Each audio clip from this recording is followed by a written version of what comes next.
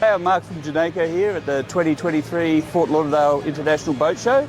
I'm here on the new Maritimo M60. This beautiful boat has our new X30 quick Gyro Stabilizer in it, which is not mounted in the laxerette. It's in the engine room. It's a small, compact size unit, under 800 millimeters by 800 millimeters in size, and there's 30,333 Newton meters of torque. All air-cooled, not water-cooled, very low on maintenance, and very cost-effective. Come have a look, Mitch.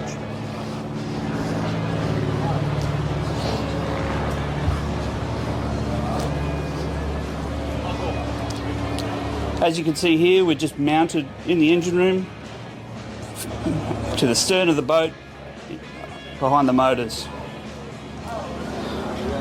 If you want to look at a new quick gyro, come see Maritimo on the stand at Fort Lauderdale Boat Show.